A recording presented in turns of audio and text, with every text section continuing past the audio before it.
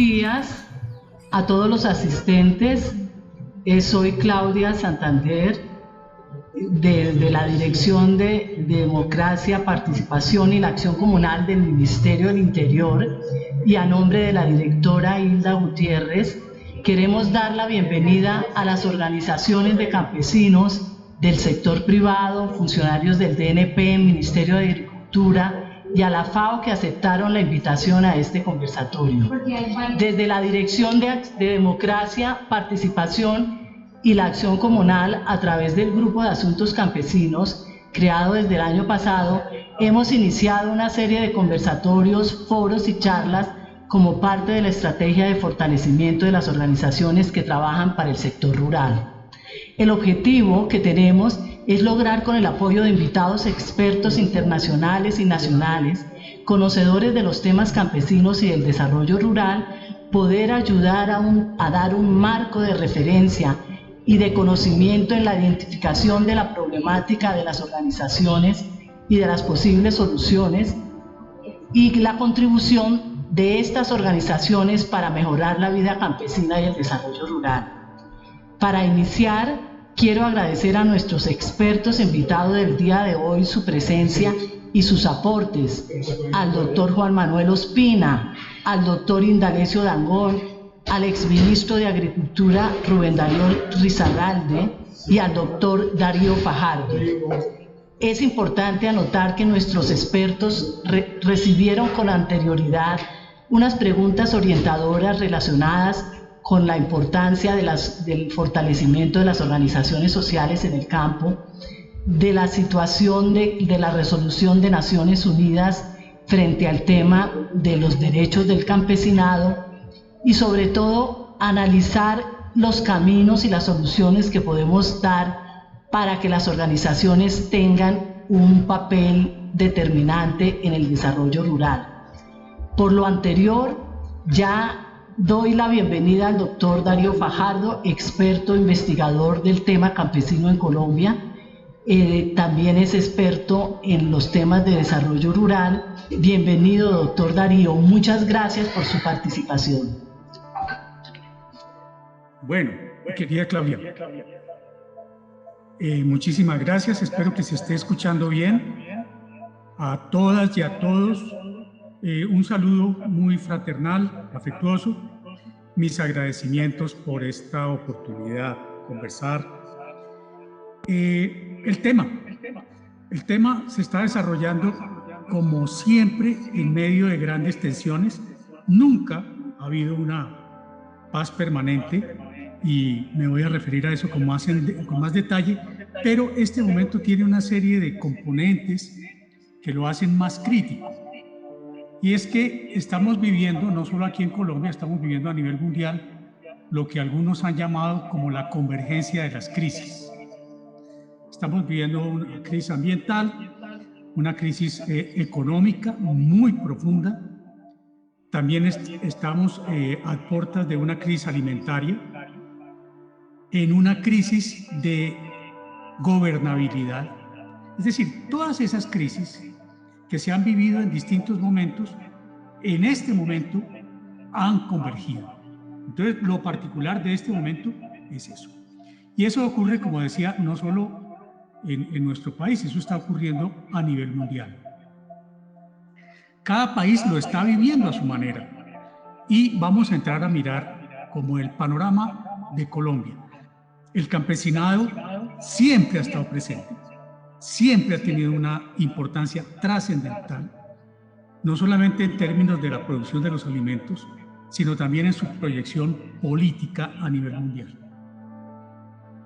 Y esto ocurre en todo el mundo, como les decía, en América Latina es muy, muy importante. Estamos viendo lo que ocurre con los campesinos en países como Perú, como Brasil, como Colombia, como México. Está presente el peso del campesino. Y como les decía, no solamente tiene que ver con el tema de la producción alimentaria, sino con su proyección política. De una manera o de otra, la sostenibilidad del régimen político, económico, depende de los campesinos. Y vamos a ver por qué. Y vamos también a ver cómo se presenta esta presencia, cómo se hace sensible a la opinión mundial esta presencia. Y me voy a meter de una vez en Colombia. En Colombia, y no somos la excepción, vivimos una situación bastante ambigua de tiempo atrás. En primer lugar, esa importancia de los campesinos. La importancia de los campesinos la podemos ver nosotros en 3 ámbitos, por lo menos. El primero, el abastecimiento alimentario. El segundo, muy importante, es lo que pudiéramos llamar la legitimación del régimen. Y en tercer lugar, la defensa y la sostenibilidad de ese régimen. Y voy a detallar esas apreciaciones. Entonces les decía, el primer tema, el abastecimiento alimentario.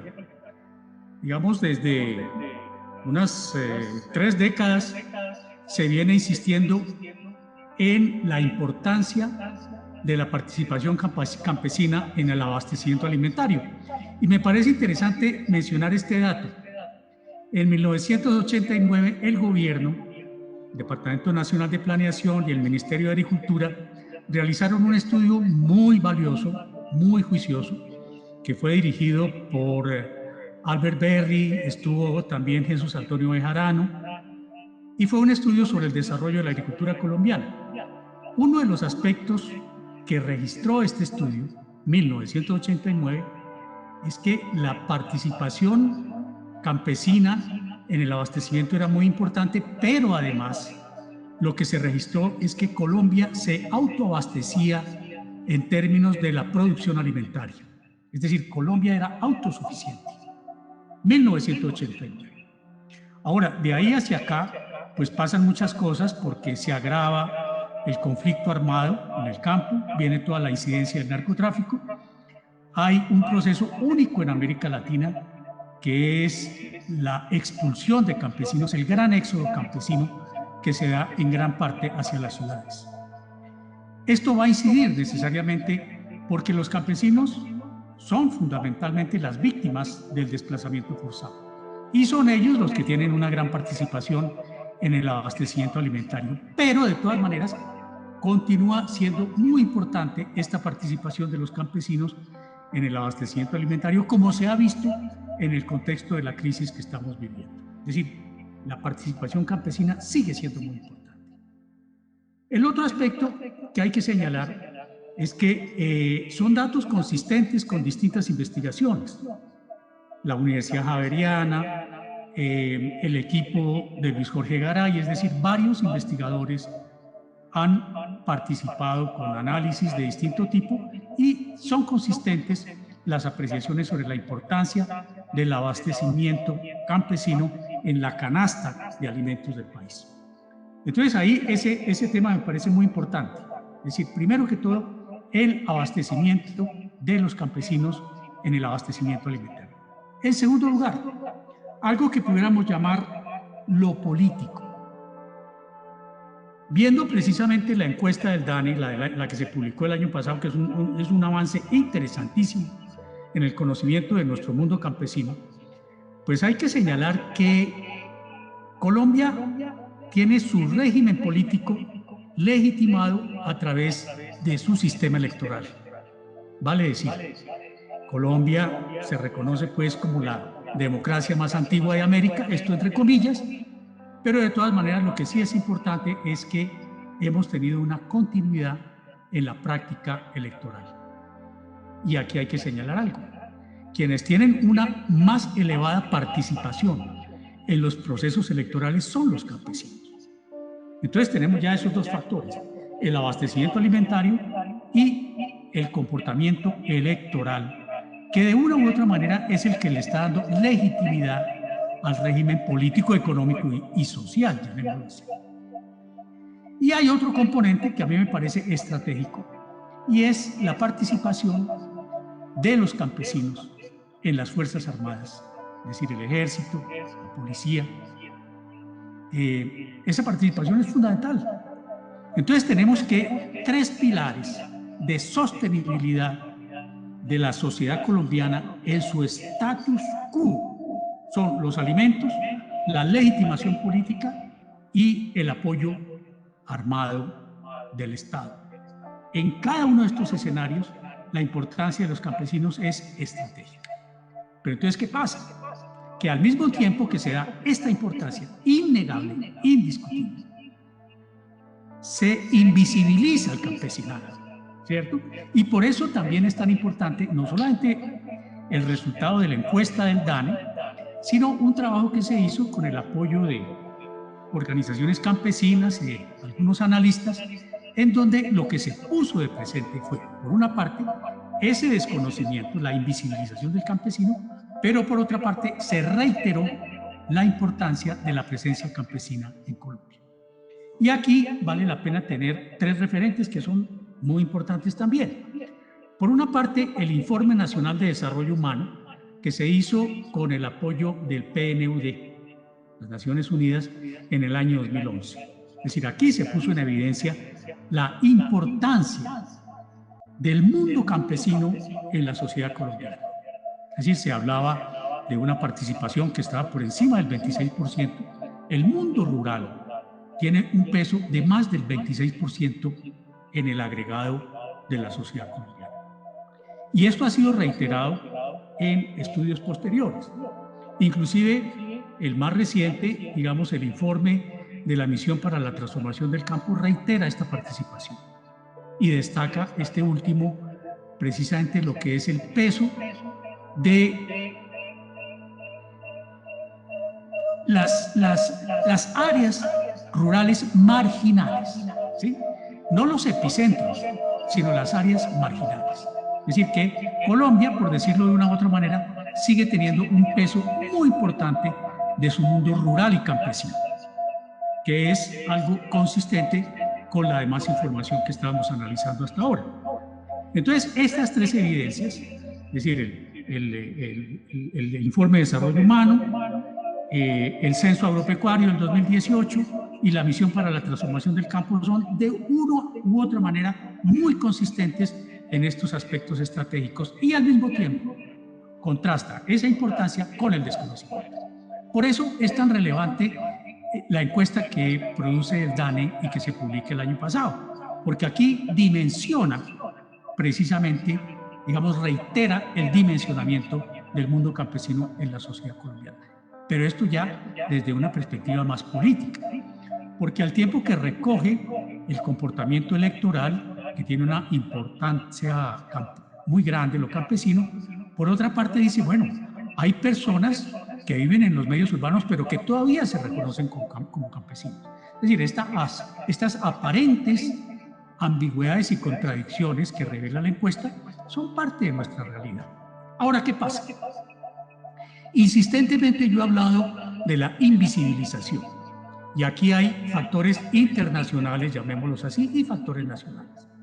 En términos de factores internacionales, yo diría que inclusive agencias de desarrollo han pretendido generar la imagen de que hablar de campesinado es algo regresivo, que hay una imagen del campesino que se asocia con la pobreza, con la miseria, y en ese sentido se ha tratado de implantar una imagen de que dejemos de hablar de campesinos y hablemos de los pequeños empresarios rurales, ¿sí? Es decir, deslegitimar la imagen del campesinado, hacerla, reducir su presencia en el ámbito político y cultural a nivel mundial. Es decir, como quien dice, los campesinos ya no son importantes. Hablemos de una fase dinámica, entre comillas, de los campesinos que los ubica es en el mundo del empresariado. Y esto, de una u otra manera, coincide con lo que decía un historiador famoso, Eric Hobsbawm, desafortunadamente ya muerto, quien hablaba del siglo XX, en su resumen sobre el siglo XX, decía, este periodo va a estar marcado por un hecho, que es la desaparición del campesinado. Pues no desapareció el campesinado. Y lo que vemos nosotros es que tiene una vigencia inmensa. Y esa vigencia se remite, por una parte, pues, al tema de los alimentos, pero también a los que ya señalábamos, el peso político, y por otra parte, algo que ha costado dificultad reconocerlo, que es la importancia del campesinado en la preservación de los patrimonios ambientales. entre nosotros, y ya metiéndonos en la escena nacional, hay que decir que se asocia a los campesinos con la destrucción de los ecosistemas. Y esto hay que mirarlo con mucha calma, porque si vamos a ver la realidad del mundo campesino, lo que nosotros encontramos es que los campesinos son los menos interesados en destruir el patrimonio. Muchas veces se les asocia, se les acusa con procesos como la deforestación, estos incendios que vienen ocurriendo de un tiempo para acá, y evidentemente en las acciones que realiza el Estado, pues a quienes se castiga es precisamente a los campesinos, a quienes se castiga por los incendios es a los campesinos, a quienes se les castiga por estar en las áreas llamadas protegidas, los parques, reservas forestales, etcétera, es a los campesinos. Pero entonces esto hay que mirarlo, yo digo, con mucho cuidado. ¿Por qué? Porque cuando nosotros miramos una fuente de información tan importante como el Censo Agropecuario del 2014, lo primero que vemos es que la frontera agropecuaria del país se sigue expandiendo. Vale decir que una muestra que se hizo en el año 1954 hablaba de que nosotros teníamos una frontera agraria más o menos de unos 27 millones de hectáreas. Hoy estamos por encima de los 50 millones de hectáreas.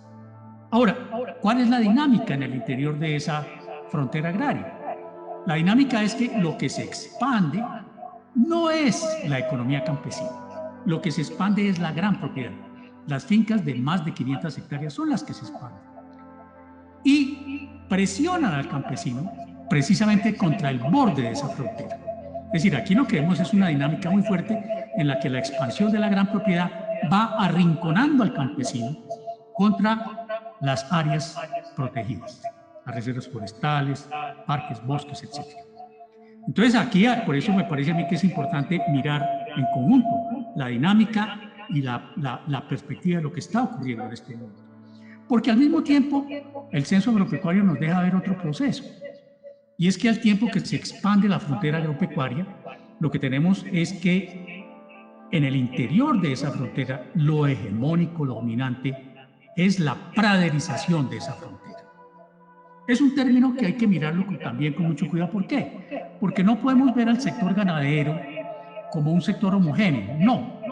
Aquí hay diversidad de unidades de producción, desde el pequeño campesino que tiene un número mínimo de cabezas hasta las grandes unidades de producción que utilizan a la ganadería precisamente como un mecanismo de control territorial.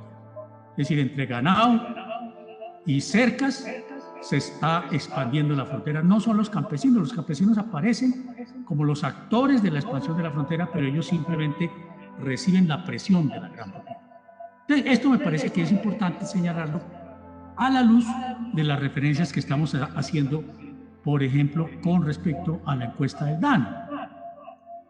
Porque evidentemente allí vemos la presencia del campesino en los ámbitos que ya he señalado, la producción de alimentos, en condiciones bastante restrictivas.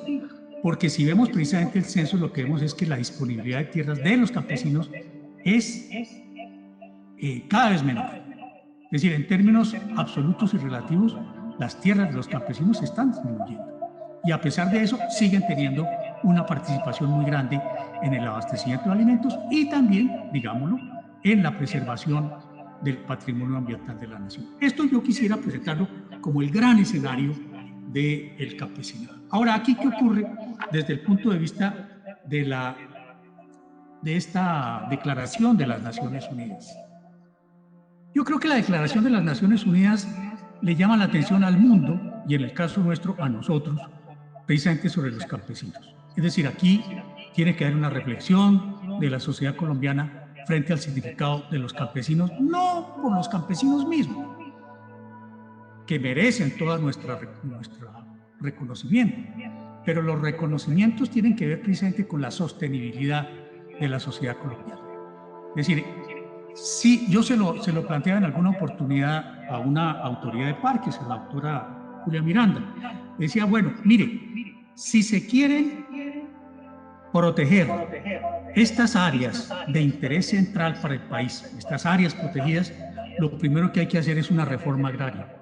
Porque los campesinos que se han incorporado a estas zonas es precisamente por la ausencia de asignación adecuada de tierras para ellos, tierras que tengan disponibilidad de infraestructuras, tierras que tengan acceso a los mercados, tierras que tengan potencial productivo, acceso al agua, etc.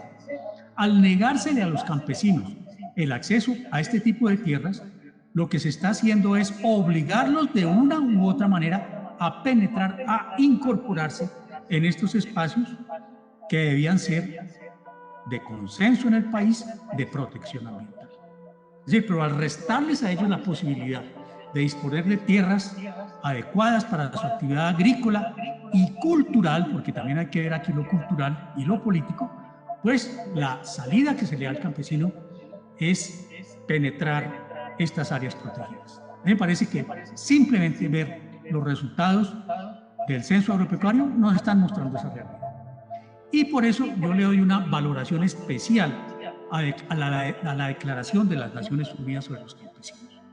Porque lo que nos está diciendo esa declaración es, ojo, los campesinos no están desapareciendo, están presentes, están actuando y los necesitamos. Es decir, paremos la guerra contra los campesinos.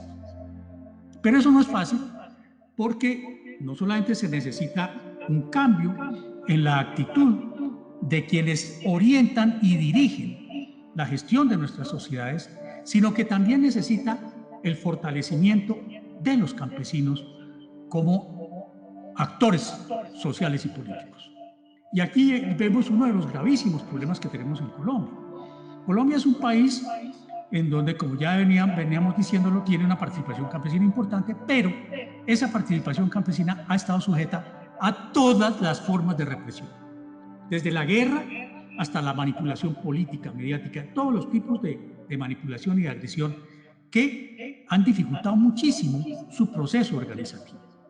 No podríamos esperar, como no se puede esperar en ninguna sociedad, que las organizaciones campesinas sean homogéneas. No, su historia, desde el punto de vista cultural, desde el punto de vista étnico, desde el punto de vista político, religioso, tiene que ser heterogénea. Colombia es el país de la heterogeneidad. Y la organización social, política de los campesinos, de una u otra manera, tiene que reflejar esta heterogeneidad. Pero lo que nosotros debemos tener en cuenta es que es de esa heterogeneidad de donde tiene que surgir la fuerza y el reconocimiento del campesino. Miren, nosotros nos vanagloriamos mucho de la biodiversidad. Inclusive se habla de que Colombia es un país ya no solo biodiverso, sino megadiverso. Esa diversidad que tenemos en el ámbito biológico tiene también una correspondencia en el ámbito cultural y político. Y es de esa riqueza, de esa diversidad, de donde puede surgir el gran potencial de este componente fundamental de nuestra sociedad. Reconozcamos a los campesinos y reconozcamos su diversidad étnica, su diversidad regional, su diversidad inclusive ecológica, todo el aporte que han hecho las comunidades campesinas mestizas, negras, indígenas, a la riqueza de la diversidad de nuestro país. Una riqueza invaluable, pero que estamos destruyéndola y no son los campesinos los que la destruyen. A mí me parece que llegar a ese diálogo con los campesinos, el respeto a las organizaciones, es el punto de partida para un nuevo rumbo en el desenvolvimiento del país tan fundamentalmente necesario en este momento de convergencia de las crisis. Y aquí yo cerraría diciendo que la perspectiva de la construcción del país pasa necesariamente por el reconocimiento de los campesinos, de sus organizaciones. Lo territorial tenemos que ubicarlo directamente, de la mano, con lo organizativo. ¿Qué son los campesinos? Según lo veíamos en el informe que se hizo con el Instituto Colombiano de Antropología y que fue el punto de partida para la encuesta del DANE. ¿Qué son los campesinos? Comunidades. No son individuos aislados, son comunidades. Y esas comunidades existen en espacios concretos. Pero esas comunidades, para existir en espacios concretos, necesitan su organización. O sea que campesinado es igual a organización. Campesinado es igual a territorio. En el momento en que Colombia acepte, integre esta conciencia en su visión de país y en su visión de articulación con nuestros demás países vecinos, en ese momento nosotros estamos comenzando a trazar una ruta de construcción positiva. Estamos comenzando a salir de una guerra que lleva más de 60 años. Estamos construyendo un derrotero de democratización de nuestra realidad y de paz, no solo con la sociedad, sino de paz con la naturaleza. Eso tendría yo que decir, Claudia. Gracias, profesor Darío, como le dice Carlos Valdivieso. Pues muy interesante toda el análisis que usted nos hace y nos paseó por todos los temas que teníamos como preguntas orientadoras, el tema de las organizaciones, el tema de las implicaciones de la resolución de Naciones Unidas y el impacto de las organizaciones en el territorio. Yo, antes de continuar con el doctor Ospina, para que hagamos con metodología los tres temas, que toquen los tres temas en una sola intervención, para que después tengamos una sesión de preguntas con todos los compañeros, quisiera presentar al doctor Indalecio Dangond, que ya se nos pudo unir a la reunión. Bienvenido, doctor Dangond. Ustedes lo conocen, la mayoría de nosotros ha sido una persona que ha dedicado su vida profesional enteramente al tema rural, al tema del crédito, al tema de las organizaciones, al tema de proyectos sostenibles en el desarrollo rural, y le queremos dar la bienvenida y un corto saludo, doctor Dangond, para que nos podamos continuar con nuestro conversatorio. Claudia, muy buenos días. Mi querido Juan Manuel, buenos días. Darío, y a todos los que están participando en este interesante panel que nos ha convocado hoy. Agradecerte, Claudia, y aquí estoy a la orden para comenzar en el momento que me digan y tratar todos estos temas interesantes sobre como dijo Darío, los pequeños empresarios del campo colombiano. Muchas gracias, doctor Dangond. Doctor Ospina, entonces tiene usted la palabra para que no vamos a hacer la metodología, sino de que cada uno de nuestros compañeros expertos nos contesten toda su visión frente a las tres preguntas orientadoras que nosotros teníamos. Doctor Ospina. Ok. A ver, yo creo que mucho de lo que planteó, yo casi que suscribiría el 85-90% de lo que acaba de plantear Darío Fajardo. Compartimos en muchos aspectos una visión común. Voy a tratar de enfatizar algunos de esos puntos, pero también pues unas diferencias, de pronto unas precisiones, ¿sí? A ver, yo creo que aquí nosotros tenemos tres realidades fundamentales que caracterizan nuestro ser colombiano, caracterizan lo que ha sido el proceso de construcción de esta nación y los resultados que hemos tenido. Ha sido un proceso muy complejo por varios elementos. Darío resaltaba uno, y es que yo creo que si hay algún país que tiene diversidad en todos los componentes suyos, es Colombia. Es un país diverso geográficamente. Pensemos solamente, estamos en la confluencia del Pacífico, del Caribe, del mundo andino, del mundo llanero, venezolano, y todo eso tiene expresiones en nuestros espacios territoriales, en nuestros recursos, en nuestro poblamiento y en nuestra cultura. Además, tenemos una característica casi única en el mundo, y es que por el mero hecho de que la cordillera de los Andes se trifurca al entrar a Colombia, genera unos espacios que son muy colombianos, no diría exclusivamente colombianos, pero son básicamente colombianos, que es todo esto que el profesor López de Mesa hace ya prácticamente 100 años caracterizó como una cultura de ladera. Tenemos unas laderas que son cultivadas, que son habitadas, que han generado unas culturas propias, Muchas de ellas tienen de las tierras más ricas de Colombia, porque son tierras de origen volcánica. Bueno, y ahí tenemos asentada la caficultura. Entonces, esta diversidad hace que el afrontar el tema del mundo rural en general y de la vigencia y presencia campesina en particular, pues tiene unas características propias y hacen que sea muy difícil generalizaciones que cubran esa diversidad. Yo creo profundamente en algo que ahora está muy de moda, pero que a mi juicio tiene una base concreta en la realidad, y es lo que se ha llamado el enfoque territorial. Y si me preguntan, uno de los grandes logros que tuvo la Constitución del 91 fue reconocer nuestra megadiversidad, nuestra policulturalidad. Es decir, si algo no se puede hacer en Colombia es pretender tener políticas homogéneas que se aplican de la misma manera desde La Guajira hasta Leticia, desde Vallasolano hasta Arauca, que fue uno de los graves problemas que tuvimos en toda la vigencia de la Constitución del 86, que tal vez como reacción a ese federalismo que se había apoderado de Colombia en la Nueva Granada, acentuó el centralismo, y eso llevó a que las políticas públicas tendiesen a ser políticas públicas homogéneas.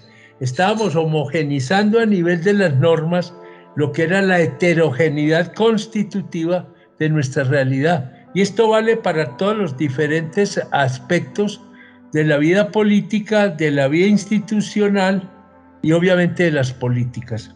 Entonces aquí apareció un primer elemento que yo creo que es fundamental, y es ser capaz de aproximar la realidad desde un enfoque múltiple, si se quiere, desde un enfoque complejo, donde ya los escenarios de análisis y de formulación de política no son los sectores, son los territorios. Y cuando hablamos de territorio hablamos de comunidades, hablamos de gentes, hablamos de actividades productivas determinadas, hablamos de campesinos y también hablamos de empresarios. Y yo creo que esa realidad que estuvo de alguna manera negada o por lo menos arrinconada durante muchas décadas de nuestra vida institucional, empezó a vivir a raíz de la Constitución del 91, y es un proceso en construcción, lleno de dificultades. Todavía tenemos enormes desajustes de la estructura institucional que heredamos de esos periodos y que no se adecúa plenamente a lo que hoy es el mandato de la Constitución, y yo diría que es el mandato de la realidad, de la naturaleza, de nuestra propia historia. Entonces ahí aparece un segundo elemento que es fundamental, y es que frente a esa diversidad, frente a esos territorios, frente a esas comunidades, frente a esos esfuerzos económicos de pequeños, medianos y grandes productores, tenemos un Estado lerdo, un Estado ausente, un Estado que no ha sido capaz o no ha estado interesado, yo creo que no ha sido capaz de integrar realmente su acción a esas realidades. Y esto está expresado en una frase ahora que Luis Carlos Galán está tan de moda, que creo que definía muy claramente lo que yo acá estoy tratando de plantear, obviamente simplificando mucho la realidad, que es enormemente compleja. Él decía: en Colombia tenemos más geografía, más territorio que sociedad y más sociedad que Estado.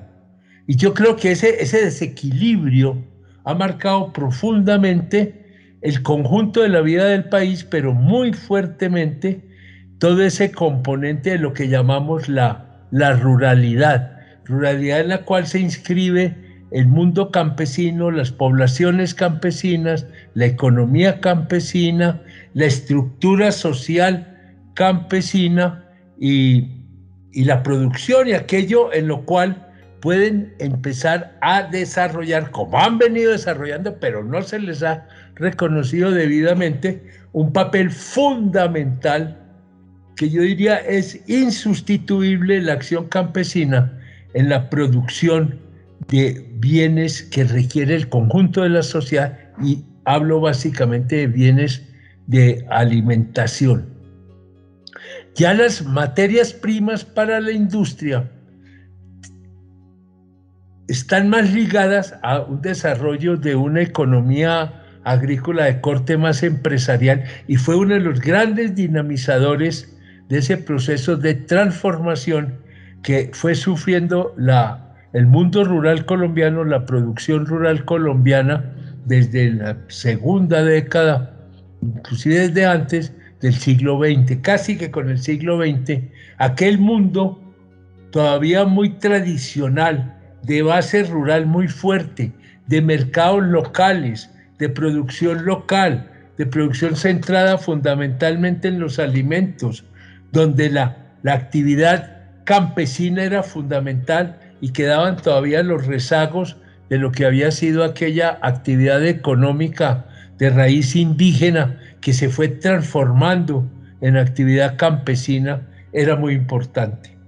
Y entonces, con esta irrupción de modernidad, con esta irrupción de nuevas demandas que surgían del proceso de industrialización y de urbanización, eso tuvo un efecto muy fuerte sobre el mundo, ese mundo campesino que tenía una capacidad de perfilar muy claramente nuestro mundo rural, y empezó a generarse la diversidad de la composición de la base económica, de la base de organización social, de la integración de actividades de origen rural en la actividad económica. Y ahí empieza todo este proceso, que ha sido un proceso marcado por profundas crisis. Yo creo que lo que hemos asistido durante todos estos años es la crisis de ese mundo campesino con capacidad de ser en un alto grado homogéneo, y es todo esa transformación de ese mundo donde lo campesino sigue siendo un aspecto fundamental, tiene que seguir siendo un aspecto fundamental, porque es algo que está además inscrito, si se quiere, en toda esta estructura diversa que caracteriza a Colombia, que es un llamado a que haya también una aproximación diversa a cómo se articulan las actividades con esas realidades, y uno empieza a encontrar unos espacios que son más propios para una actividad campesina radicada en dos elementos principales: el trabajo familiar, la comunidad y territorios definidos. Comunidades campesinas que se fueron desarrollando porque tenían cómo acceder a unos mercados locales a los cuales de alguna manera les estaban garantizando su autosubsistencia. Porque yo quiero resaltar esto: en ese esquema, la economía campesina no solo garantiza la autosubsistencia de la familia campesina como tal, sino de la comunidad que rodea esos núcleos campesinos. Entonces, en su misma estructuración, lo campesino no puede operar en espacios vacíos. Lo campesino siempre opera en espacios de comunidad, en espacios de mercados de cercanía, a los cuales les puede hacer llegar sus productos, de los cuales recibe bienes que requiere, y es esa articulación entre conglomerados campesinos, comunidades campesinas, productores campesinos y mercados cercanos a los cuales abastece esta economía campesina cercana, y establecen ahí un núcleo muy fuerte que era muy local. Y esto empieza a abrirse en la medida en que las vías de comunicación se van abriendo. Colombia es una economía que muy tardíamente logra integrar su mercado interno, y esa integración del mercado interno le va abriendo nuevas posibilidades a la actividad productiva agropecuaria, en donde lo campesino sigue jugando un papel, pero empiezan a aparecer posibilidades para actividades de producción agropecuaria que ya trascienden, digamos, estas categorías propias del mundo campesino. Y es todo la integración de mercados, ya no son solamente los mercados locales, son mercados cada vez más amplios, y empieza a darse también desde el periodo radical un avance lento pero constante de la producción agropecuaria para ir sustituyendo o complementando en ciertos periodos lo que era el gran producto de exportación de Colombia desde el periodo colonial, que era la minería. Y empieza a generarse búsquedas de agriculturas, de recolección de productos agrícolas para la exportación. Y ahí están claramente el tabaco abriendo el camino, está el café y están algunos frutales y especies tropicales. Ahí se consolida, digamos, la importancia del componente tropical, del componente de tierra caliente, si se quiere, de nuestra producción. Porque es una producción que tiene demanda creciente en un mundo que se está industrializando. Y ahí empieza a abrirse una brecha, si se quiere, entre lo que es la producción campesina, amarrada a mercados locales, amarrada a productos alimentarios de subsistencia, y las posibilidades de exportación de productos agrícolas y las posibilidades de satisfacer demandas que se iban dando en estos núcleos urbanos, que se iban consolidando, rompiendo lo que había sido una estructura urbana muy repartida, muy homogénea, de pequeños y medianos poblados, y empieza a darse la concentración urbana, efecto de la concentración económica impulsada por la concentración, por la dinámica industrial, y esos mercados empiezan a demandar materias primas, empiezan a demandar cantidades de producción que van más allá de lo que eran las necesidades de autoabastecimiento de comunidades relativamente cercanas, y esto va abriendo el camino a una agricultura ya más empresarial, a una agricultura con una capacidad mayor de satisfacer estas demandas crecientes, y empieza esa tensión que se mantiene hasta el día de hoy entre agricultura campesina, agricultura empresarial. Y esta agricultura empresarial tiene dos escenarios de desarrollo, uno al interior de la frontera agrícola, y en ese desarrollo al interior de la frontera agrícola empieza a arrinconar, si se quiere, la población campesina, porque tenemos ahí una realidad, es una dinámica muy fuerte y una, digamos, oferta de tierras dada. Entonces la relación hombre-tierras empieza a volverse crítica, y esa situación, si además se está dando procesos de concentración de la tierra, pues simplemente vamos a tener una situación muy compleja que hace de Colombia un país con alta dinámica migratoria de poblaciones campesinas. ¿Hacia dónde? Hacia las fronteras. A las fronteras urbanas, esa relación de la frontera urbano-rural, todo el crecimiento de la informalidad urbana es informalidad de población campesina que es desplazada de sus tierras, que llega a las ciudades, y ahí va a haber un primer problema enorme, y es que la capacidad de generar empleo para esta población que llega por estas industrias que se están consolidando es muy inferior a la dinámica de migración demográfica que se estaba dando del campo a la ciudad, que se vio dinamizada por efecto de la violencia, pero que inclusive ahí tenía ya también un componente de tipo puramente económico, y en la migración rural urbana hay que pesar bien, aunque se tienden a confundir muchas veces los factores de expulsión por razones económicas del campo a la ciudad de los factores de expulsión por razones de violencia. Además, tengamos en cuenta, desde Marx inclusive, la visión que se tenía era que el desarrollo de la industria iba a ir generando una disminución de la población campesina y una proletarización de esos campesinos. Iba a empezar a regir el trabajo asalariado que tenía su foco, su motor, su dinámica en la industrialización.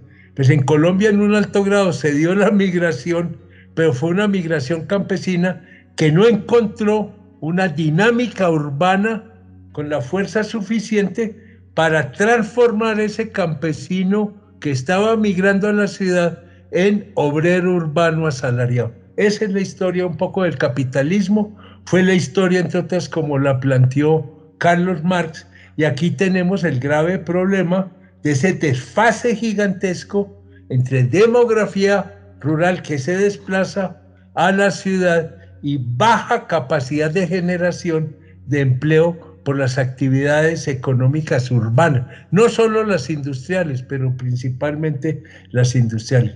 Y la otra migración a frontera es la de los campesinos hacia las zonas de la frontera agrícola, a buscar un rebusque allí, a buscar unas condiciones de vida que habían perdido o nunca habían logrado tener en sus sitios de origen al interior de la frontera agrícola.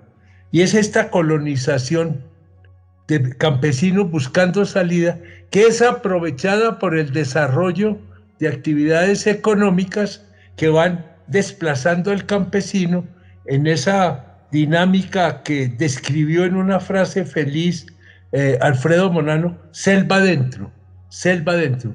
Se va descuajando montaña, se sacan unos cultivos, se siembra pasto, se compran eso que se llaman mejoras, el campesino sigue selva adentro y ahí van a aparecer los narcocultivos y van a generar esta situación de violencia en las zonas de frontera, que está ligada profundamente a lo que fue esa dinámica expulsora de población campesina, la dinámica al interior de la frontera que expulsa hacia la marginalidad urbana y hacia la marginalidad rural en la frontera. Y esto yo creo que es la realidad que tenemos, es una realidad entonces donde con mucha fuerza, yo no tengo cifras, pero yo creo que Colombia es de los países que a pesar de todas estas situaciones sigue teniendo un componente de población rural importante y un segmento de población rural que es fundamental. Yo creo que lo peor que se podría pensar es que desaparezca la población campesina en Colombia. No, la realidad no indica eso, las encuestas no indican eso, y yo creo que parte del tema aquí grande es cómo lograr que haya una complementación, que haya una política que permita que se desarrollen estos diferentes tipos de actividad económica, de trabajo de la tierra, de protección de los recursos naturales, y que no se vuelva una guerra a muerte de los unos contra los otros.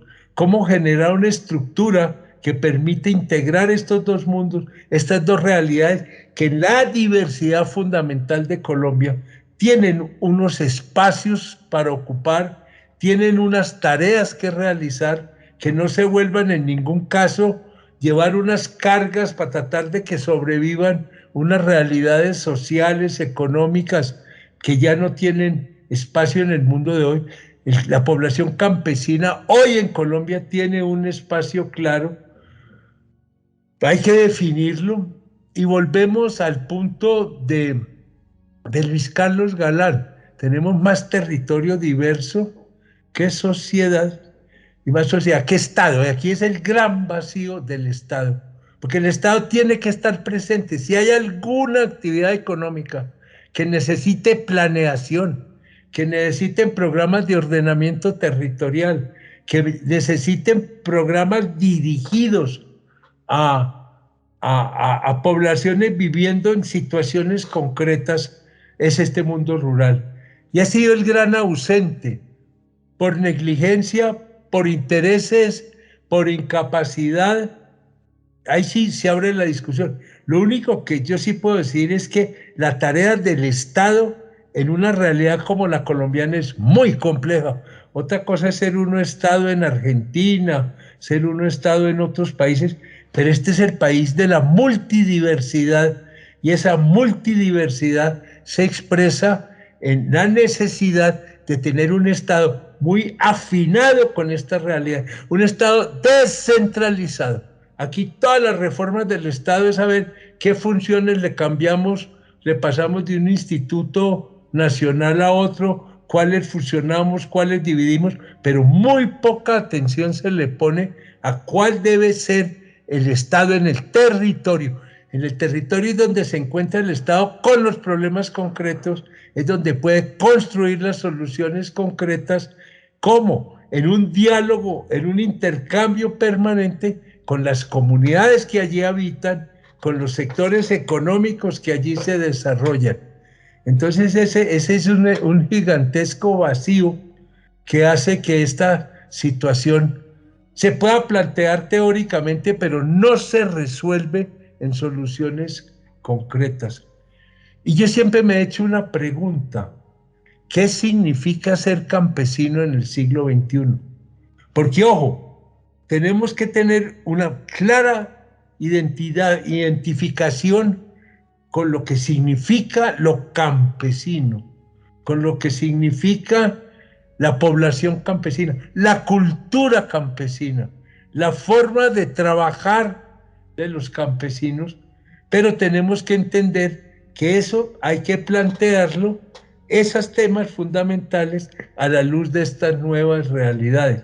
Y a mí me parece, y no sé, quedé con la duda, que parecería eventualmente haber una contradicción, digo yo, entre el documento de Naciones Unidas, que viene desde todo el tema de los derechos humanos, y los temas que ha ido planteando las Naciones Unidas también a través de la FAO, a través de la CEPAL.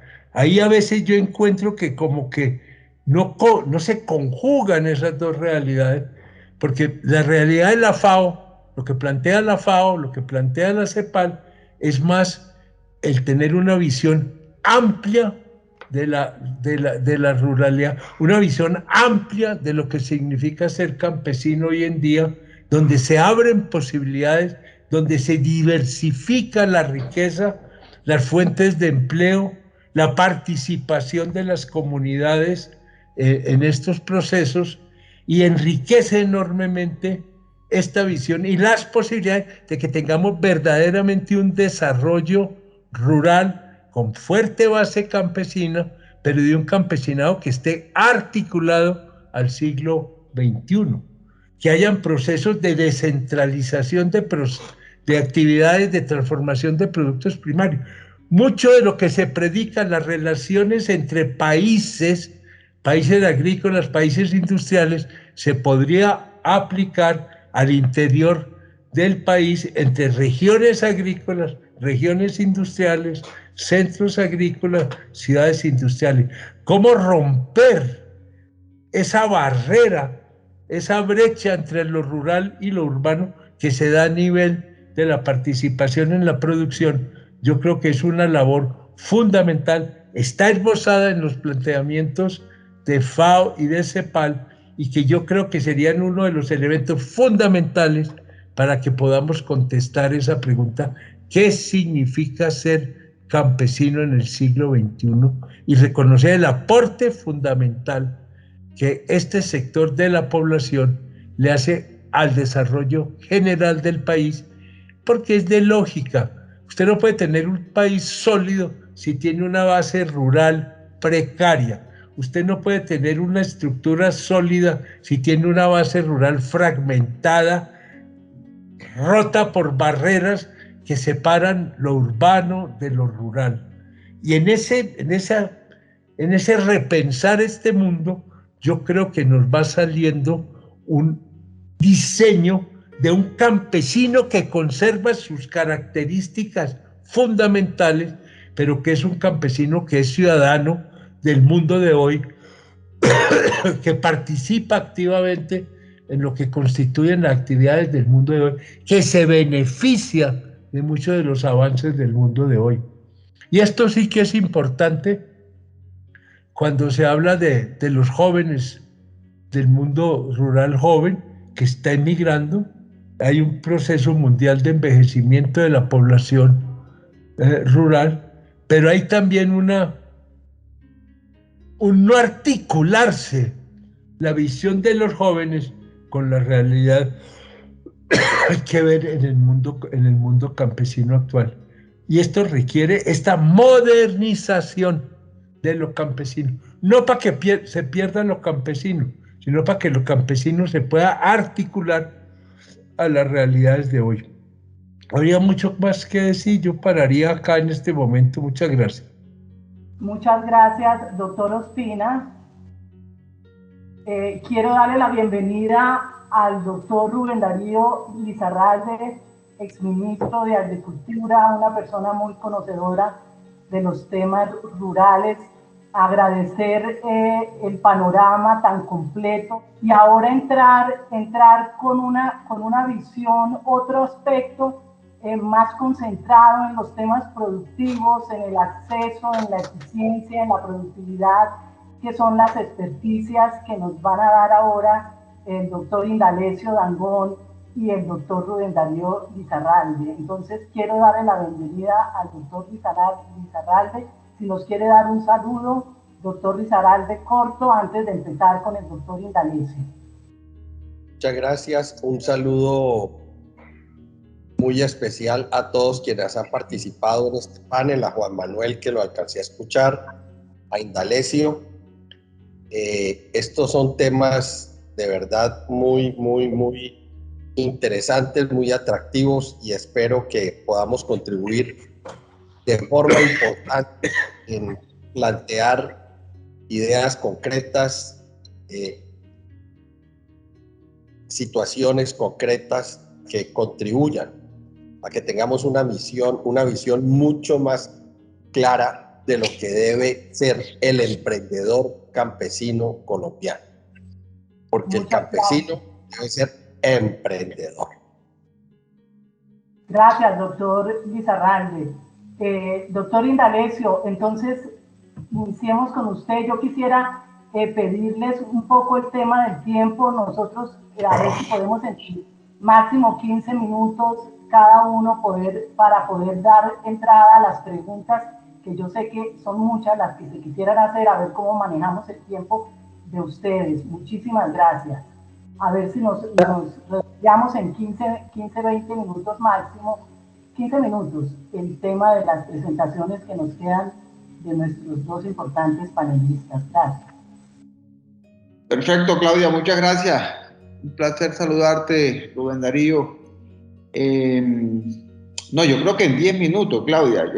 Este tema, pues, de estos diagnósticos y de estas propuestas que uno viene trajinando hace 20 años en el sector agropecuario, yo creo que ya uno tiene la capacidad suficiente para hacerlo en menos de 15 minutos, y estoy totalmente de acuerdo porque todos tenemos el tiempo apretado, y para no robarle el tiempo a nuestro querido y apreciado exministro de Agricultura, Lizarralde.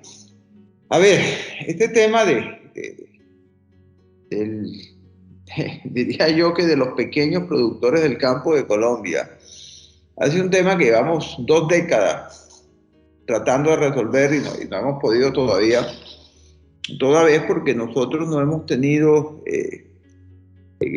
una política de Estado para los pequeños productores del campo del país. Y lo que yo vi en el año 1999, cuando arranqué a prestarle los servicios profesionales al sector agropecuario, cuando Andrés Pastrana fue presidente de Colombia, es lo mismo que estoy viendo hoy con el ministro, con el presidente Duque, 21 años después.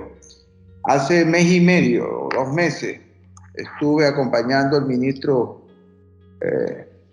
Rodolfo Sea, a Sucre, a unas reuniones que hubo allá de intercambio de una política que le llaman ellos agricultura por contrato entre pequeños productores e industriales. Y yo me le acerqué a varios productores de yuca que estaban en ese encuentro con las empresas de alimentos balanceados. Les hice una pregunta: ¿cuántas toneladas estás teniendo de rendimiento en tu cultivo de yuca? Y me dijo las mismas 18 toneladas que tenía en el año de 1999. Con la diferencia que aquí está jugando es con un mayor precio, pero también con un mayor costo de producción. Es decir, en 20 años no hemos hecho, o hemos hecho muy poco, para ayudarle a los pequeños productores del campo de este país a que tengan mejores rendimientos por hectárea. Y le preguntaba a ese mismo productor, y es que ¿qué semillas estás utilizando? Una que me entregó un comercializador que vende la semilla de Agrosavia. ¿Y por qué Agrosavia no te entrega directamente la semilla? No, porque la ley no le permite. Ok, y le pregunté, ¿y en qué época estás sembrando la yuca? No, la estoy sembrando en el mes de abril, de marzo, abril. Pero las lluvias este año se corrieron. Ah, no importa, pero nosotros nos dicen que hay que sembrar en el... Ok. ¿Y a qué altura está tu finca en los Montes de María? No, que está por encima de los 600 metros. ¿Acaso tú no sabes que la altura más óptima debe estar por debajo de los 600 metros? No, doctor, yo siempre he sembrado, mi abuelo sembró ahí, mi papá sembró ahí. Ok. ¿Y cuál es la precipitación que te está cayendo a ti en esa finca? No, doctor, a mí me caen 4, 5, 6 aguaceros. No. En términos de precipitación, porque es que la yuca necesita más de 1.800 milímetros de agua, sobre todo en los primeros 4 meses, 5 meses. Ah, no, doctor, yo soy de aguacero. ¿Y cuál es tu humedad relativa ahí en esa zona? No, yo no tengo ni idea. ¿Acaso tú no sabes que la yuca exige una humedad relativa? En fin, le hice 6 preguntas y encontré los mismos errores que cometía su papá y que cometía su abuelo. Y por eso ese productor no tenía sino rendimiento escasamente sobre las 18 toneladas. Cuando en Brasil, en los otros países, están cogiendo 34 toneladas por hectárea. Pero es un problema de que aquí no ha habido una política de transferencia de conocimiento a ningún campesino del país. Y ese mismo error, y ese mismo fracaso, y ese mismo desconocimiento, lo encontramos en el productor de papa, lo encontramos en el productor de plátano, el productor de maíz, el productor de arroz, en los pequeños sobre todo. Y ni siquiera tienen un médico para el cultivo. Porque hasta le preguntaba, ¿y quién es tu agrónomo? No, doctor, ¿cuál agrónomo? Si yo todo el tiempo he sembrado yucas. Y es que cuando a ti te pica una culebra, ¿a dónde vas? Pues yo voy al puesto de salud. ¿Y quién te atiende en el puesto de salud? Un médico. Bueno, las plantas también necesitan médicos. Médicos de la planta son los agrónomos. Entonces, ese tema lo vemos y cada rato. Pequeños productores desarrollando proyectos productivos para ser pobres. Porque una persona que coja 18 toneladas de yuca con un costo que supera los 4 millones de pesos, donde le llega a bajar menos de 350.000 pesos el precio cuando vaya a cosechar en diciembre, después de los 10 meses, está quebrado, no hay punto de equilibrio.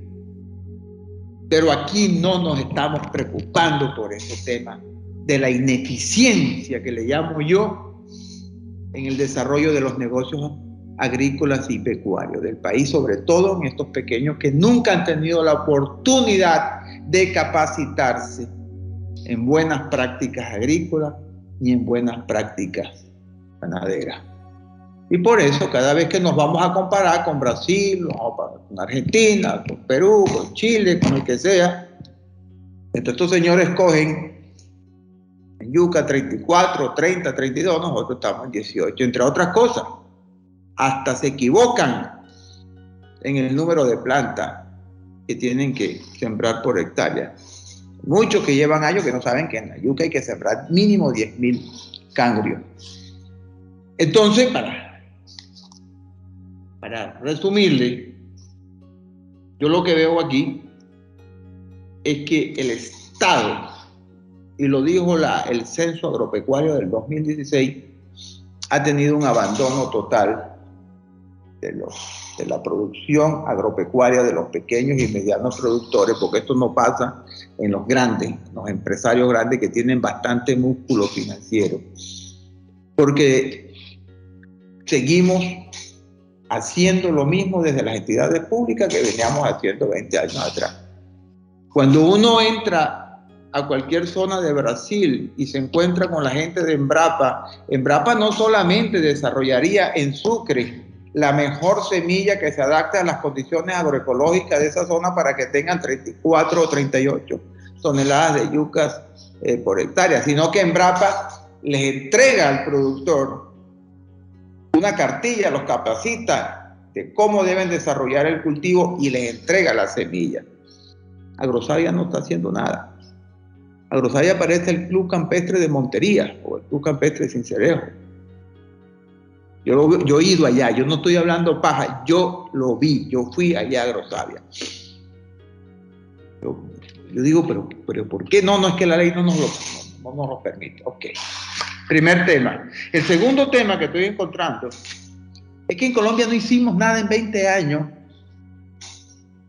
para generar inclusión financiera de los pequeños productores del campo. Yo acabo de hacer una columna hace 15 días que se sorprendió a todo el mundo, porque les dije que el Sistema Nacional de Crédito Agropecuario deberían de llamarlo Sistema Nacional de Crédito Agroindustrial, porque no hay derecho que de 23.8 billones que se han colocado desde el 1 de enero al 31 de octubre, más del 86% de esos recursos se hayan ido, el crédito de fomento se haya ido para empresas que tienen ventas superiores a los 800.000 millones de pesos. Empresa que el tesorero coge el teléfono y llama a cualquier banco y le dan la tasa que quieran, sin necesidad de quitarle el crédito al sector agropecuario o al sector primario.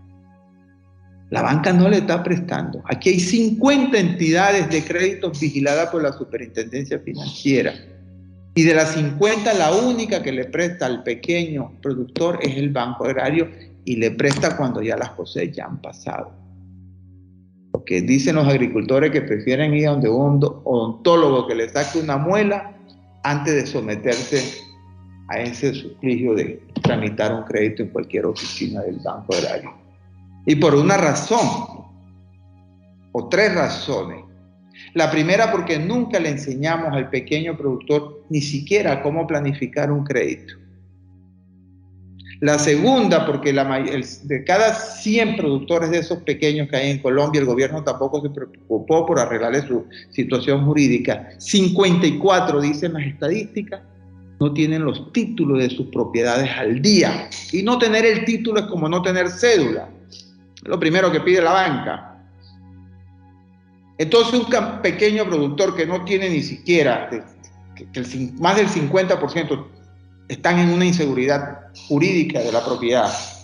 Y además de eso, el 90% nunca en su vida tuvo la oportunidad de recibir transferencia de conocimientos en buenas prácticas agrícolas, en capacitación financiera. Y además de eso, una banca que está teniendo más en cuenta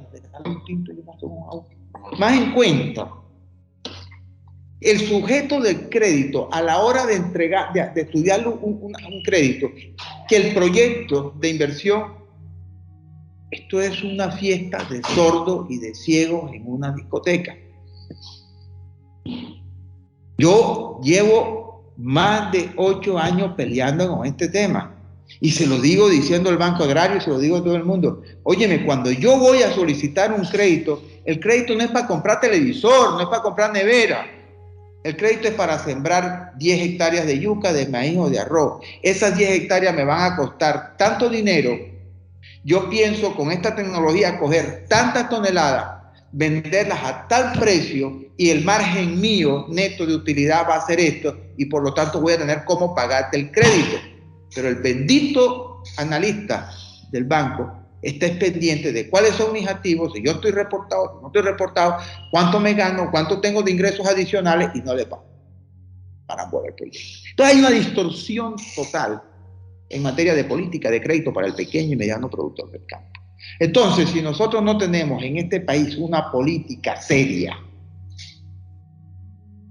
por parte del Estado que ayude primero a contrarrestar las ineficiencias de los productores, de los pequeños productores del campo en sus proyectos productivos, y si no tenemos una política de Estado de transferencia de nuevas tecnologías y no tenemos una política de Estado de apalancamiento financiero para que ellos puedan tener recursos y poder tener una agricultura tecnificada, aquí este cuento que estamos echando hoy, 1 de diciembre del 2021, nos volvemos a reunir en 10 años y lo vamos a echar igualito.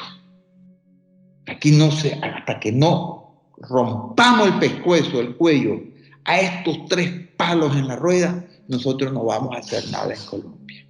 Eso como para hacerle un pequeño resumen. No sé si me robé más de 10 minutos, Claudia, espero que no me los haya robado, pero esa es la fotografía, esa es la Instagram que yo estoy viendo y es la fórmula médica que no veo por parte del Estado, ni siquiera los recursos por parte del Estado para poder comprar las medicinas para que este paciente que se llama sector agropecuario salga de la sala de urgencia en que se encuentra hace 4 años. Porque es una vergüenza lo que acabamos de ver en el Producto Interno Bruto. El 1.3, fuimos el último sector, según las estadísticas del DANE de hace 15 días, en crecimiento. Y cuando Brasil representa, el sector agropecuario representa el 34% y otros países están por encima de los 2 dígitos, nosotros no hemos podido alcanzar, salir del 7, del 6,8, del 7, de la misma cosa.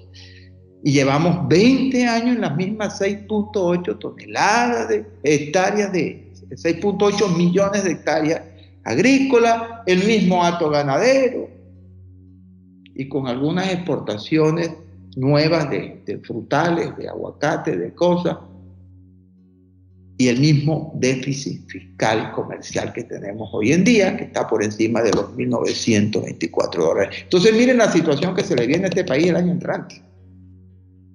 Un país que importa más de 14 millones de productos agropecuarios, con un problema berraquísimo de altas tarifas de contenedores y de transporte marítimo, con una escasez de fertilizantes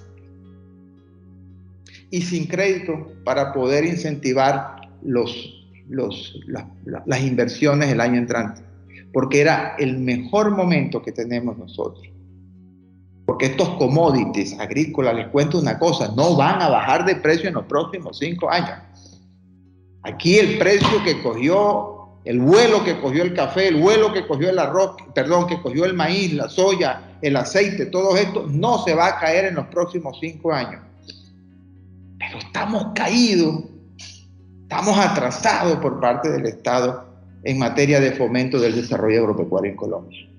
Muchas gracias. Ahora sí le cedo la palabra aquí al doctor Rubén Darío Risaralda. Muchas gracias, doctor Indalecio. Yo resalto este tema de estas 2 últimas intervenciones de personas que además de asesorar los temas productivos, ellos conocen la entraña de lo que son los proyectos y el trabajo de producir en Colombia en el sector rural. O sea, para nosotros son valiosísimas estas intervenciones, tanto del doctor Fajardo, del doctor Ospina, como investigadores y conocedores de las realidades rurales, como ya en concreto de personas como el doctor Indalecio y el doctor Rubén Darío, que han gerenciado, que han peleado por sacar adelante proyectos de desarrollo rural en el país. Doctor, le agradezco mucho su intervención, doctor Indalecio. Doctor Rubén Darío, adelante. Somos todos oídos. Muchas gracias. Por favor, prenda el micrófono, doctor Lizarralde. Es que recojo lo planteado por Indalecio y lo pongo sobre la mesa. Es muy complicado pensar que un sector pueda tener cualquier tipo de evolución, de desarrollo, de crecimiento, cuando en el presupuesto nacional, por un lado, no solamente es de los ministerios y de los sectores que menos presupuesto recibe, sino que además no lo ejecutan. Entonces, nosotros tenemos un área importantísima, fundamental, que podría convertirse en una palanca de empleo, en una palanca de desarrollo, completamente despreciada, completamente desatendida. Y cada año y en cada campaña, pues todo el mundo habla del sector agrícola, pero llegan los gobiernos y desde el ministro de Hacienda, el presidente de la República, pues desatienden totalmente al sector. Por eso no hay una política de Estado sobre el sector agropecuario o el sector agroindustrial. De modo que podemos filosofar mucho alrededor de este tema, pero la verdad es que concretamente podemos hacer poco. No tenemos las herramientas ni los instrumentos para poder hacer algo importante. En estos momentos yo estoy aquí en el Meta, estoy en Puerto López. Estoy terminando un proceso que nos está permitiendo sacar una empresa adelante, Bioenergy, una empresa productora de etanol, una empresa que tiene en estos momentos más o menos 20.000 hectáreas de caña y que puede llegar a tener 40.000 hectáreas de caña y pueden llegar otros inversionistas y sembrar 40.000 más. Estamos en una región que de una manera muy fácil puede llegar a los 80, 100.000 hectáreas de caña para procesarla, para producir alcohol extraneutro, para producir etanol, no solo para producir azúcar, sino para producir otro tipo de productos, pero lo más importante, para producir y generar desarrollo. Porque algo de lo que sí tenemos que estar seguros, no solamente en el sector agroindustrial, sino en cualquier actividad productiva. Si yo tengo lo que produzco, lo tengo vendido, estoy hecho. Y aquí en este país tenemos posibilidades enormes para impulsar y generar un desarrollo agroindustrial, inclusive propiciando un fortalecimiento del medio ambiente. Aquí, entre el sector palmicultor y el sector cañero, podríamos generar muchísimo empleo en el sector rural y por lo tanto sacar a mucha gente de la pobreza extrema si la mezcla, por ejemplo, se subiera a niveles de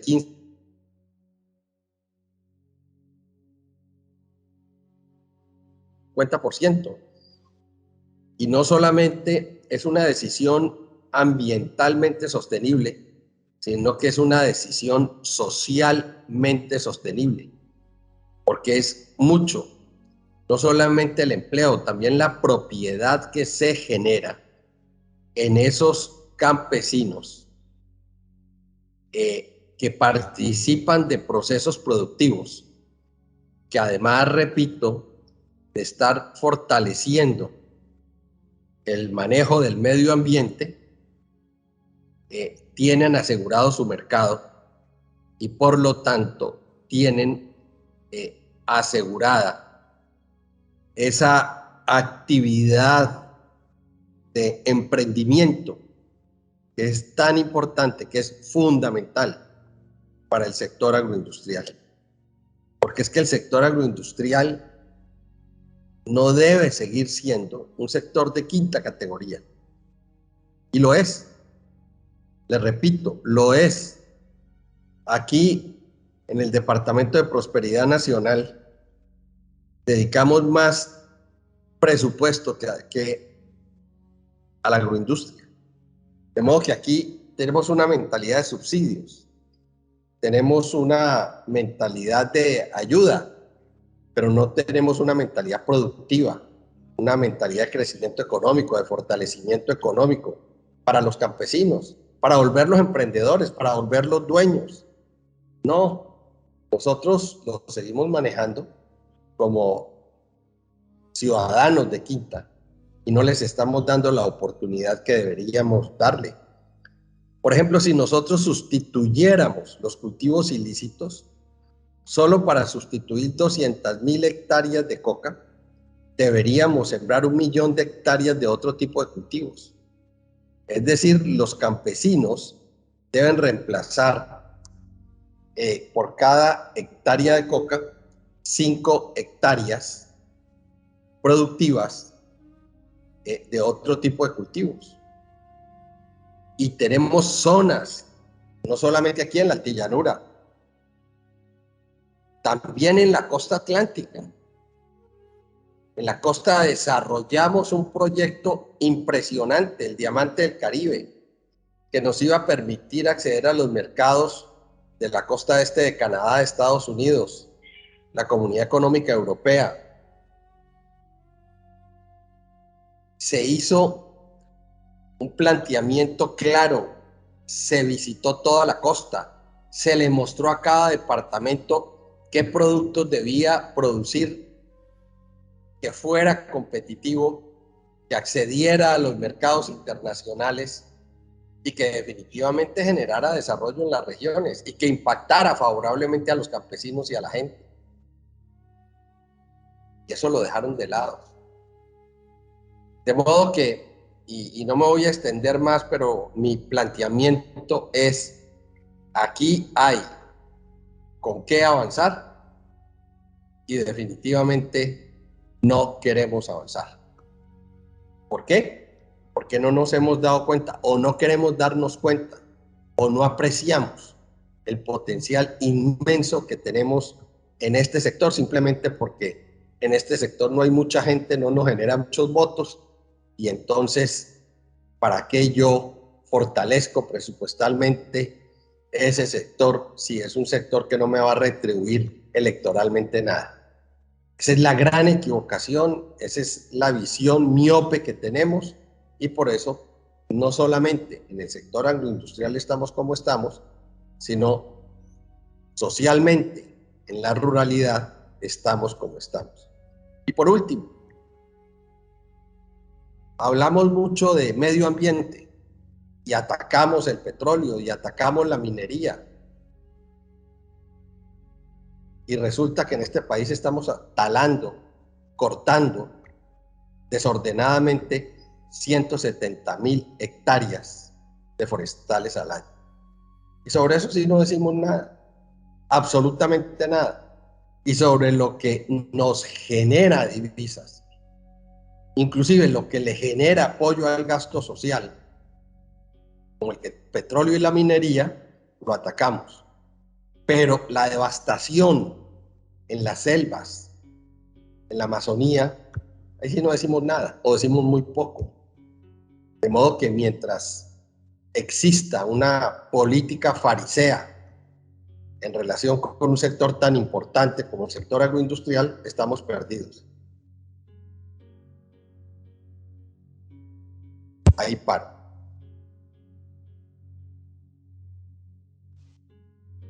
Muchas gracias, doctor Luis Arralde, muchas gracias por su planteamiento.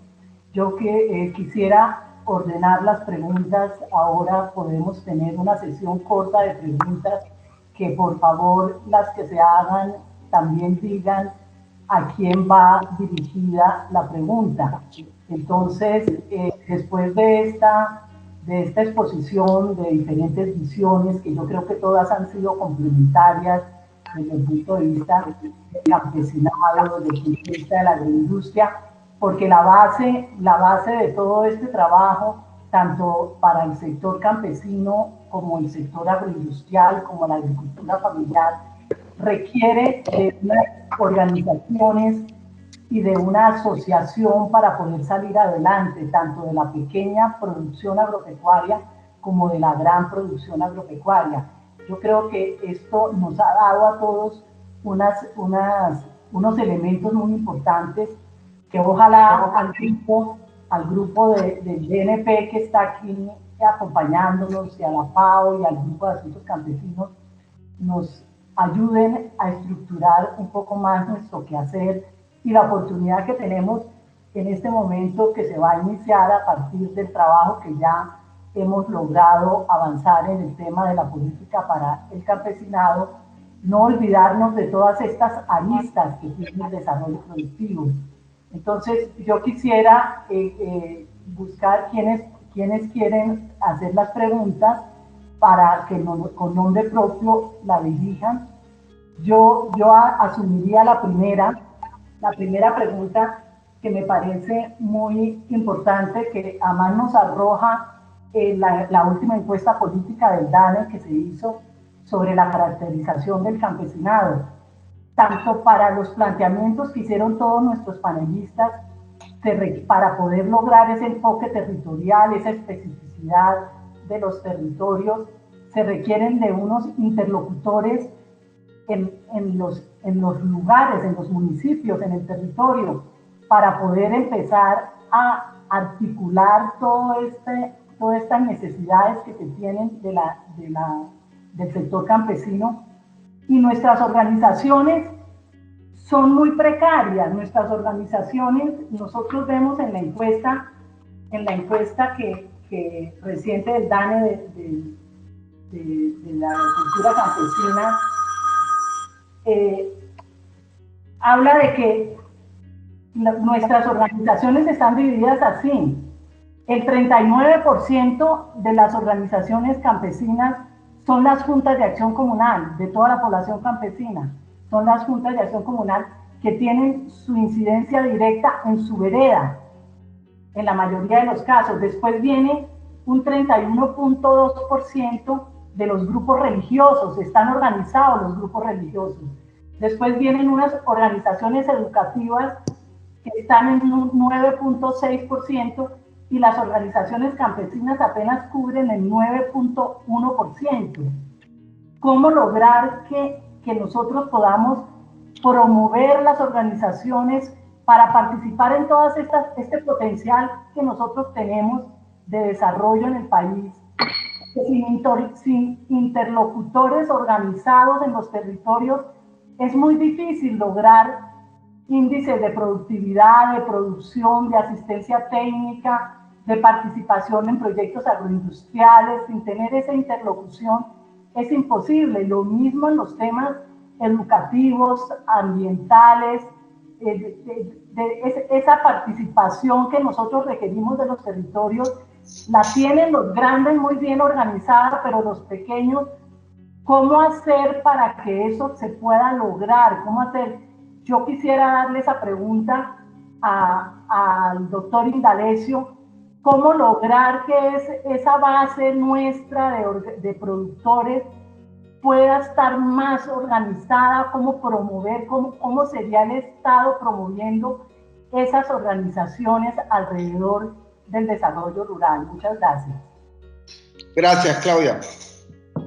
Bueno, yo lo estoy haciendo en estos momentos, lo estamos haciendo desde mi compañía con una asesoría que estamos brindando a una compañía láctea aquí en la región Caribe. Yo en estos momentos estoy en Barranquilla, no estoy en Bogotá, estoy en Barranquilla. Estamos recorriendo varios municipios de la región Caribe, socializando el proyecto de esta cooperativa láctea, donde estamos llevando los estatutos, inclusive ya los estatutos hechos de las asociaciones municipales de ganaderos. Estamos logrando de que pequeños ganaderos que estaban en la informalidad vendiéndole la leche al quesero, que los vivían tumbando, ya se asociaran para que pudieran juntos tener tres ventajas frente a ese ganadero que se queda trabajando aisladamente. La primera, que las alcaldías ya pueden suscribir convenios con esas asociaciones de pequeños y medianos ganaderos para poder transferirles recursos de ayuda para construir sus tanques fríos, para mejorar su productividad, para mejorar sus vías, para que ellos mismos puedan ser parte de la ejecución o de la solución de sus problemas. La industria puede ayudar mucho exigiéndole a los pequeños productores que en vez de tener a cada uno registrado en sus fuentes de proveedores, les podría ayudar a fomentar que si ellos se asocian y tienen un solo registro, es un solo giro para todos, es una sola compra como cooperativa, y eso pues baja los costos. Lo tercero que creo yo que una manera de fomentar la asociatividad en Colombia es a través de los incentivos, ¿no? En España, por ejemplo, y en Chile, en Argentina, el que está dentro de una asociación, una cooperativa de productores del campo, tiene el doble de subsidio en las pólizas de seguro agrario. Tú mira cómo funciona Enesa o cómo funciona Agroseguros en España, y uno revisa cómo son los subsidios allá del costo de la póliza, y dice, los que hagan pólizas colectivas tendrán el 70%, los que la hagan individual tendrán el 35%. Aquí podría hacerse lo mismo, el mismo tema ya está funcionando, ha funcionado algo con el crédito, pero como no hay crédito para pequeños, eso es un saludo a la bandera, que la tasa de interés para los que están asociados debe ser el 50% menos de la tasa de interés del que está por fuera. Que la comisión del respaldo del Fondo Agropecuario de Garantía sea el 50% para los créditos que son asociativos versus a los que son individuales.